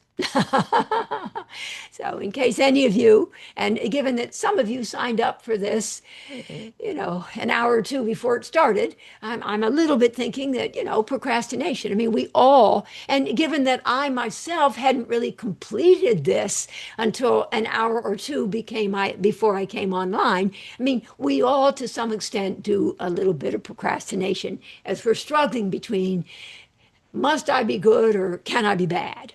All right. And please, in the chat, put some things, please, please. Other everyday symptoms can similarly be understood as subtle manifestations of this inner war. People pleasing, sort of saying yes when one feels no. So disguised aggression masked as cooperation. Sort of having it both ways, but not really. Sarcasm, sort of or telling a joke that has a little bit of an edge. Hostility wrapped in humor, a discharge of anger that remains deniable. Or the one where I have to say, this isn't sarcasm, but one that I find myself thinking about now is the woman who, rammed her shopping cart into me from behind. And whatever. I did not like that. But so later somehow, I had an opportunity to brush past her a little bit. Oh, excuse me, said I. Brush past her shoulder a little bit. Oh, excuse me, said I. So anyway, please be honest with yourselves. Think about where you have come up with some kind of compromise formation that sort of satisfies the angel and the devil. Forgetfulness, a passive aggressive refusal that dances around conscious disobedience. Self sabotage, a disguised expression of forbidden envy, rage, or defiance that operates beneath the surface of bad luck or accident. Psychosomatic symptoms. The body speaks the conflict when the psyche cannot. Thank you, Bessel van der Kolk, and many others. A migraine as a refusal, a stomach ache as swallowed rage. Uh, Lungs, tightness and constriction in the lungs as unexpressed, unacknowledged grief and heartbreak. Difficulty going to bed on time. Yeah. A quiet refusal to surrender to the day's end. A child's last stand against limits. Or a grown-up's insistence on autonomy in the face of routine. Binge eating, restrictive dieting, the oscillation between indulgence and deprivation. Can I be bad or must I be good? But again, it's all kind of conflicted and stuff because, yeah. I mean, neither one is, indulgence, super deprivation. They're like, a little tricky. These are some drives that would need to be tamed, modified, and integrated into the evolving psychic organization. What about the symptoms, said Liz? Thank you. I can always count on you, Liz. Of suicidal ideation. What about the symptom of suicidal ideation? Is that a compromise formation? Oh, okay. Well, interesting. And maybe telling people about sort of like, well, I'm thinking to kill myself. And especially you go into your therapist, they're like, well, I'm thinking to kill myself. And it's sort of like you didn't yet kill yourself. That'd be going one way. And the other is just don't even be busy saying it. But you're like busy telling people that. So that's interesting. Thank you, Liz. Yeah. Suicidal ideation. Like you didn't do it, but you talk about it. Right. Because you do feel terrible. Then talk about it. And that's a good one, Liz. Thank you. You always come up with good stuff. Thank you for that. All right. Writer's block. For any of us who've had that in our time, please, thank you, Liz. Thank you for you others. Please put stuff in the chat so that we can. That's, please, please. All right, writer's block, the pleasure of self-expression versus the fear of judgment, whether internal or external. All right, so I have one. So I had a patient who was trying to finish his damn dissertation. But he would sit down to do the writing, and lo and behold, he would be so busy thinking bad stuff about himself. Nobody's going to be interested. I'm not smart enough. I don't have this right. My whole premise is wrong. That he would spend hours and hours and hours over the course of the day seated at his desk, trash talking himself. So I said to him, well, listen, I have a proposal. I want you to commit to 4 hours of you just sit down and just fucking do it anyway. And then I want you to spend 10 hours trashing yourself and thinking about how it's unoriginal, it's not right, you've made a fool of yourself, you'll never get your dissertation done, et cetera, et cetera, et cetera. Well, so the patient, well, okay. All right, 4 hours then, but I want to have those 10 hours. I said, no problem.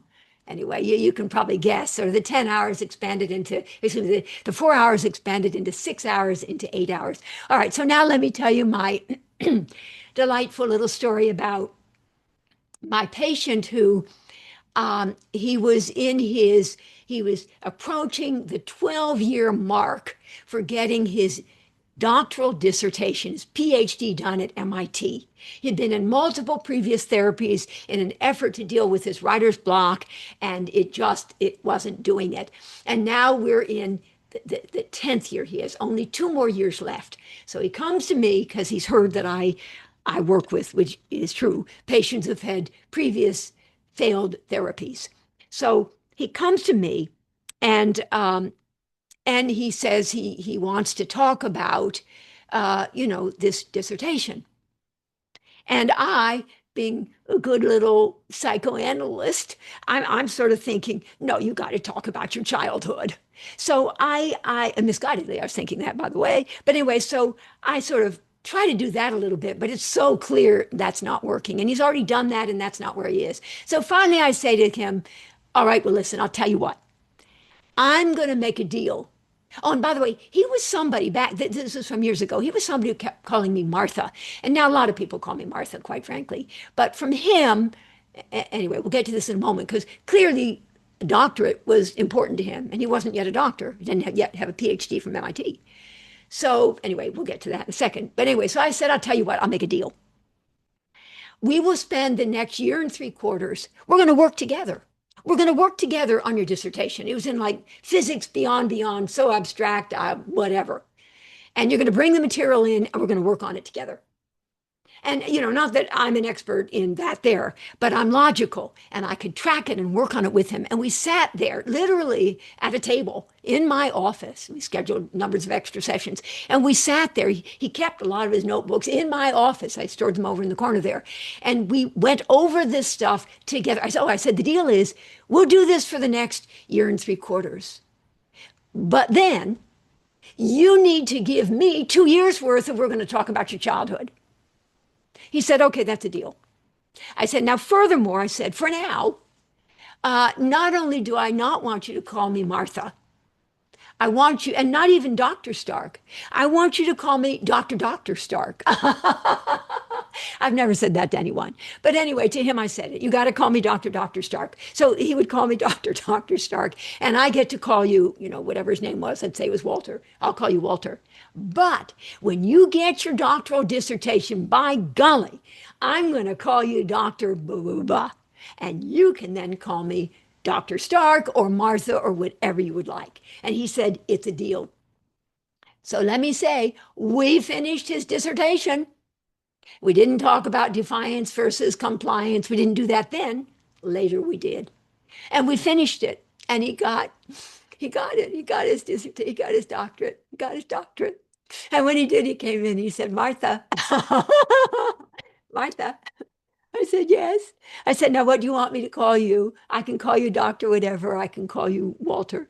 He said, oh, you can call me whatever you want. It was actually very special. It was very special. And he thanked me a little bit in his, his acceptance, his doctorate ceremony. Anyway, there you go. All right. He had a writer's block. Terrible conflict. All right, how about demand avoidance? That's an interesting one. A deep-seated, often involuntary reaction to felt coercion. A persistent, often intense resistance to everyday demands or expectations, again, whether internal or external, experienced as threats to autonomy, self-cohesion, or psychic equilibrium. Demand avoidance. So somebody will say, come in here, please. I want to ask you something. And the person says, I'll be there in a moment. Or you say to your kid, dinner. I'll be there. They don't want to be told, come now. And so they show up then 10, 15, 20 minutes later. Chronic lateness. And we used to say in the psychoanalytic world, if the patient comes early, it's because they are compulsive. If they come late to the session, it's because they're passive. No, if they come early, it's because they're anxious. If they come late, it's because they're passive aggressive. And if they come on time, it's because they're compulsive. They can't win for losing. But anyway, that's. Sometimes people object to psychoanalysis for reasons like that, sort of like you can hardly win. And let me just say, I forgot to mention in the beginning, I am Martha Stark. I forgot to introduce myself. But let me contextualize stuff here and just say I spent years. So I got my training at the Boston Psychoanalytic decades ago, and I spent years teaching at the Boston Psychoanalytic, both first-year psychoanalytic candidates and fourth-year or final year psychoanalytic candidates. And it was interesting. It was interesting to see how they would have evolved over the course of their 3 or 4 years of instruction and being indoctrinated into psychoanalytic stuff, which back in that day was a little bit on the very classical conservative side. But whatever. All right, chronic lateness, I did that. Overspending, impulsive. Oh, good, Elan, thank you. Can therapy itself, this is a good one. Can therapy itself be a form of compromise formation between taking ownership of one's life and surrendering ownership to one's therapist? That is beautiful, Ilan Karten. Yes, I'm going to read it again for everybody. And I think I'd say, yeah, and the way some people use it, and not the way everybody uses it, but the way some people use therapy can be a form of compromise formation, or later pseudo compliance in therapy is a little lower on my page here, between taking ownership, as if taking ownership of one's life with sort of interpretations and insight and awareness, and like, oh, now I understand that I relate to the world as if they were my bad mother. Oh my God, I have that awareness. And yet surrendering ownership to one's therapist, and not even moving forward with the next step there, sort of like, well, what are you going to do about it? And just sort of delivering it all, kind of regressing into the transference, giving it all over, and not really sort of thinking about, well, that next step, which is processing it and metabolizing it and working it through in the context of either interpretation or model 3, negotiating at the intimate edge, when it turns out that there may be a little bit of countertransferential reactivity on the therapist's part. So thank you, Ilan. I love that. I love that. Okay, and we have Gina Jones. Thank you, Gina. Thank you, Martha. Oh, for your generous offering. Oh, sorry, I need to leave early. And for arriving late. I'm not going to interpret that. We'll watch it in entirety later. That's very sweet. All right, folks, please leave stuff for me. Please, this is your opportunity. But anyway, going on. Okay, non-compliance with medical regimens. A patient might forget to take medications, right? I want to make sure I can see. Yeah, I can. A patient might forget to take medications, not only because of forgetfulness, but because of an internal struggle between self-assertion and submission. And I have a couple, I'm working with the woman in it, and the husband, bipolar, and really needs his mood stabilizer. And for a mix of reasons, he keeps forgetting. But anyway, their resolution for now is she reminds him every day. She kind of puts it out and then checks to make sure he's taken it. And then he does take it. But on his own, he just, he does not want to have to bow to authority and give in, submit to the will of another.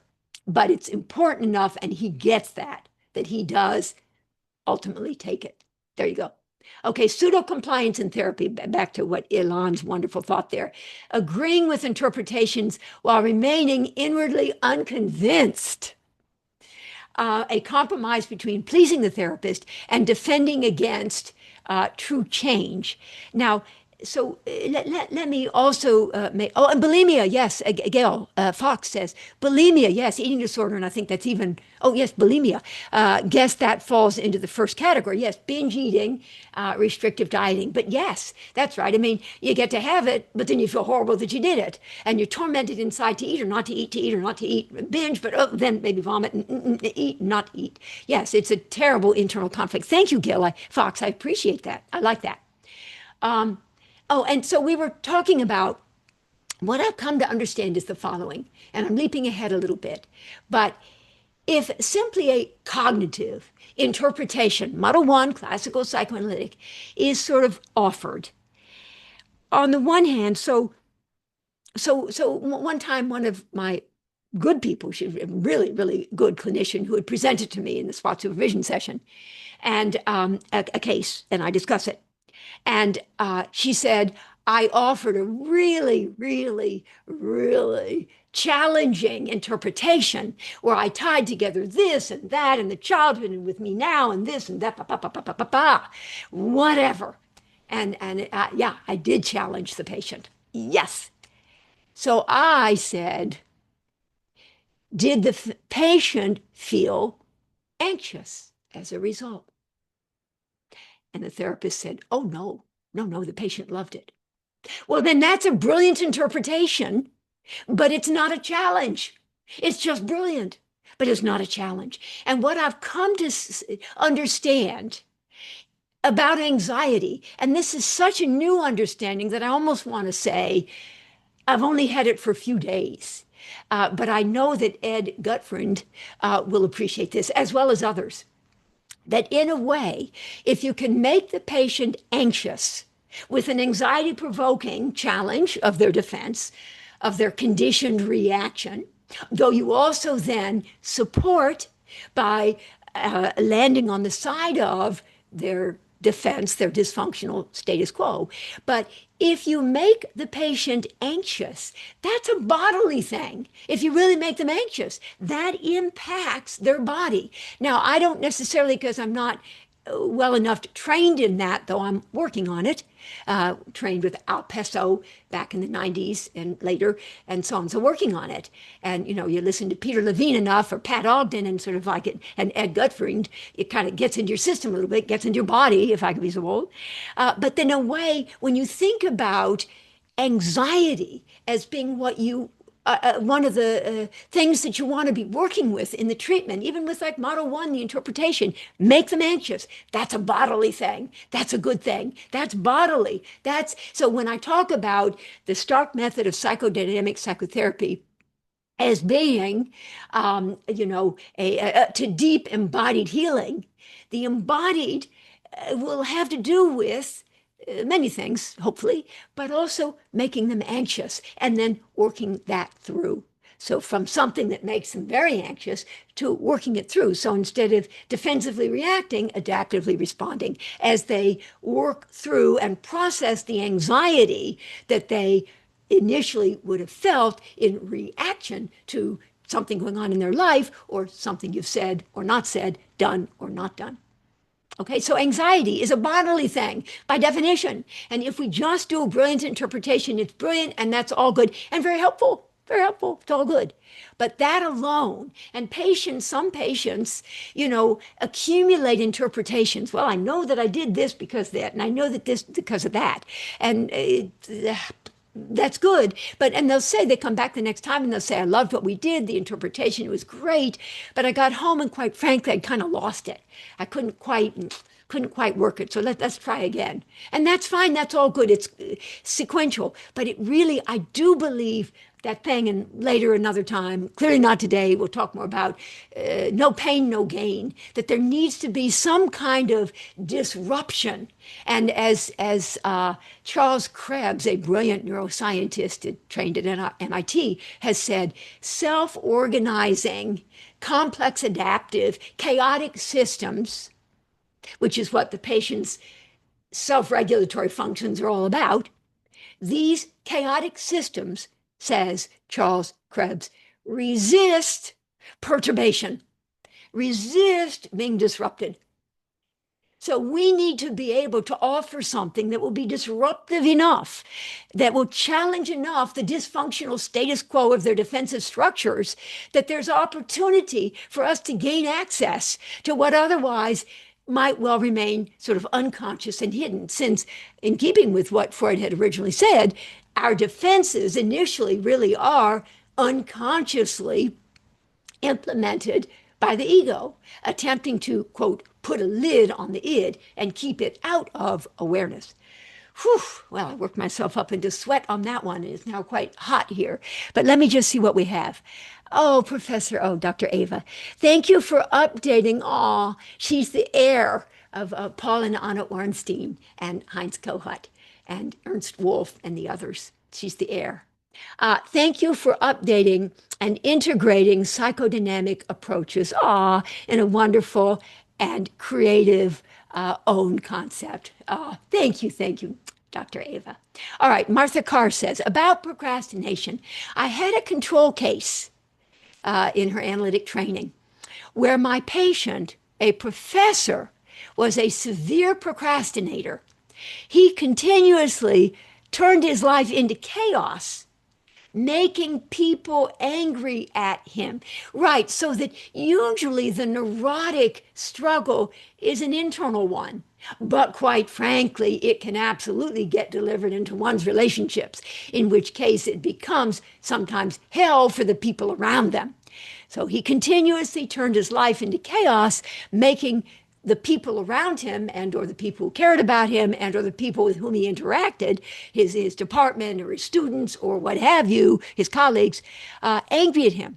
He took on too much. And on another side, I talk about overachievement as being another compromise formation. Overachievement, like you work too hard to excel. And that's more ego ideal, perhaps. Thou shalt overachieve. All right, let's see. He took on too much, overachievement, and then had difficulty completing things, much to the total annoyance of the people around them. And so he looked like Fairbairn's seductive, i.e., exciting rejecting or exciting abandoning. And Bill Kirwan is so savvy about Fairbairn and a million other things as well, and seductive, the exciting rejecting object. So in essence, this professor who had this internal turmoil, conflicted ambivalence, he took on too much, had difficulty completing things, much to the annoyance and outrage and upset of the people around him. He finally said to me in the treatment,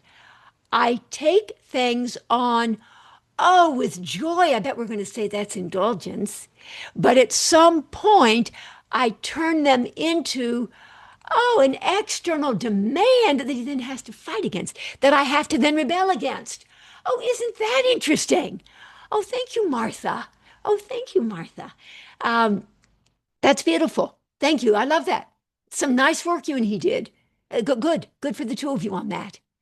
And it would be interesting to see if there were some ways, any ways in which he sometimes played that out in the treatment with you. You know, he might have, asked for an extra session, and then he makes his life so complicated that he doesn't have time for it. Or some way in which he played out all that. But that's interesting. You can just feel his internal neurotic struggle and trying so hard. These are not bad people, not bad people. They're just struggling with which way to go and kind of wanting it both ways, but not really. Oh, I love that. And Jenny says, Martha, oh, can you speak to the difference between Martha Stark. Oh, okay. Yeah, I can fob it off. Martha Carr, could you speak to that? Oh, no, you mean me. All right, Martha Stark, can you speak to the difference?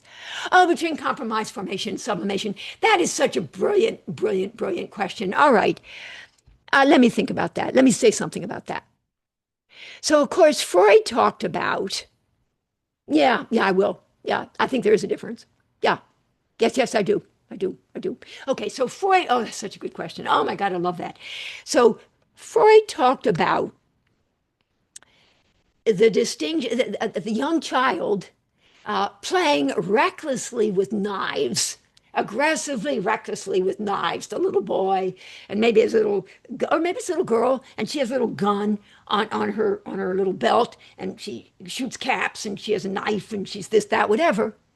Ultimately, as a result of evolving and the where id was, there shall ego be, or where there was structural conflict between the dysregulated horse and the inexperienced rider of the horse, between the dysregulated id and the inexperienced ego, and thus defense.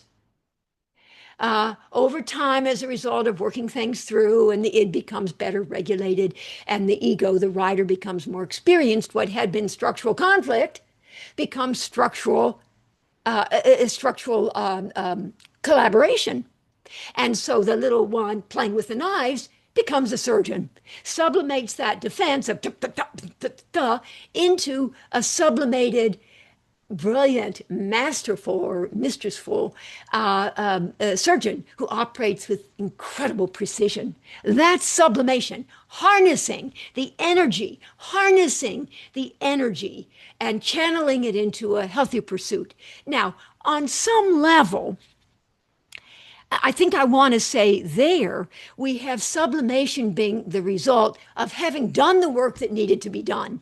But harnessing the now better regulated energy of the horse or the id and using it to advantage for a more worthy cause, a healthier something. And I don't see the surgeon as struggling anymore. That's a healthier transforming of defense, rigid defense, boom, boom, boom, boom, with the knives, into a more resilient adaptation. And that's a more successful transforming of structural conflict between id and superego and into structural collaboration. And the person is not then, the surgeon is not conflicted. They did it. Good for them. They did it. Maybe on their own. Maybe they did it in therapy. Now let's talk about compromise formation.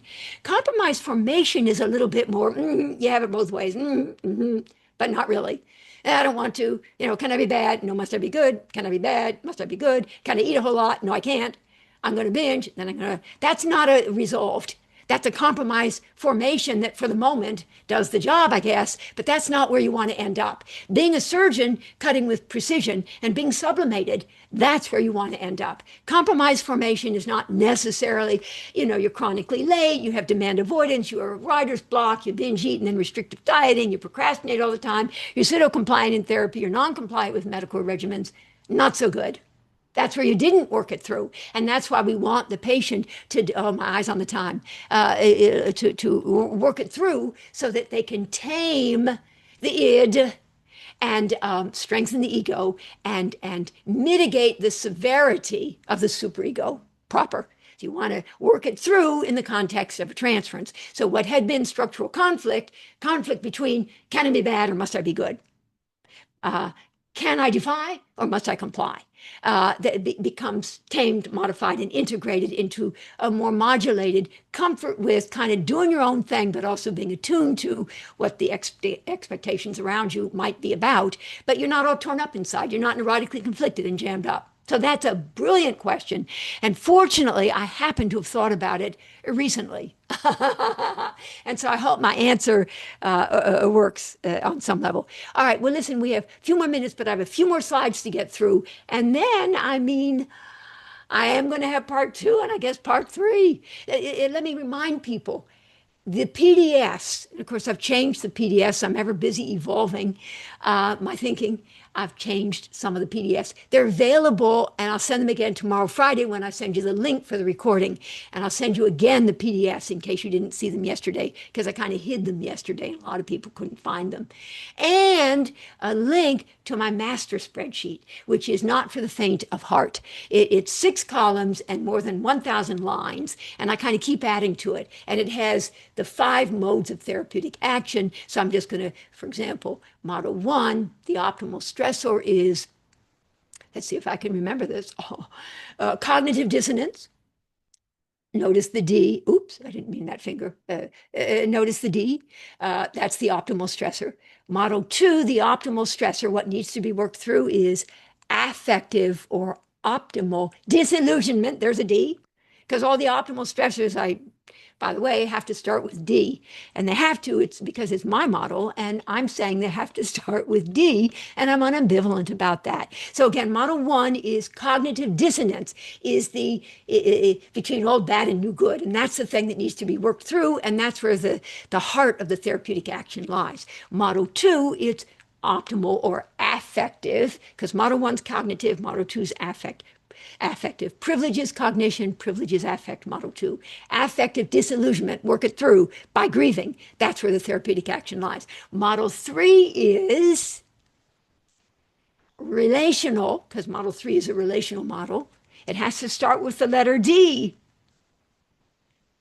Detoxification. So relational detoxification of the toxicity or pathogenicity of the projective of the pathogenic interjects that are continuously contaminating the patient's experience of the world, drawing people into participating as the very thing they were most afraid that the person would be, and yet also needing the person to be that so that they can have an opportunity to achieve belated mastery. All right, but anyway, so model 3 is relational detoxification. There's your D. That's the optimal stressor that needs to be worked through. That's at the heart of the therapeutic action in an intersubjective perspective to contemporary relational theory. Okay, now model 4, the optimal stressor will be, it can be several things, but I think that Larry Hedges and I ultimately decided on, because it's an existential humanistic approach to existential despair and easing that and facilitating the patient's dread of surrender to analytic oneness. Again, O for Eschel. Model 4 is existential dependence, for the patient to be able to overcome, a la Masud Khan, overcome their dread of surrender to resourceless dependence on the therapist, such that eventually, so they can absolute dependence, a la Winnicott, therapeutic dependence, infantile dependence, analytic dependence on the therapist, which that there can trust, fundamental trust. It can ultimately generalize from the small to the all. So model 4 is about helping them overcome their dread of surrender. So they're to existential dependence, or you can say their existential dread of becoming existentially dependent. So there's the D word. And finally, model 5, the optimal stressor, which is where the cutting edge of the therapeutic action is in model 5, which is a quantum neuroscientific approach to analysis paralysis or neural entrenchment, is quantum disentanglement. There's the D, or energetic or quantum decoupling. So those are the D words. Now, why did I get into all of that? But anyway, I mean, it was sort of interesting, right? All the Ds. So the defenses are all the Rs. Resistance, model 1, relentless hope, model 2, reenactment, model 3, retreat, model 4, and rut or refractory inertia, number 5. I told you that already. The A's I'd hinted at, which are the adaptations, are awareness, acceptance, accountability, availability or accessibility, and actualizing access. And now you know the D words: dissonance, disillusionment, detoxification, dependence or dread, and disentanglement. And there are statements that go with all 5. Conflict statements to facilitate the working through, disillusionment statements to facilitate the grieving, relational interventions or accountability statements, or the rule of 3, to facilitate model 3 working through, facilitation statements to facilitate the patients overcoming their dread of surrender to a holding environment or facilitating environment, and model 5, the quantum disentanglement or energetic decoupling statements to and so on, to help to disentangle them and extricate them from old bad, and to in their place new good. So that all 5 of my modes, I know, who knows if I only have just 2 people left, but this is being recorded, so that's a good thing. In all 5, there is the juxtaposition of old bad and new good.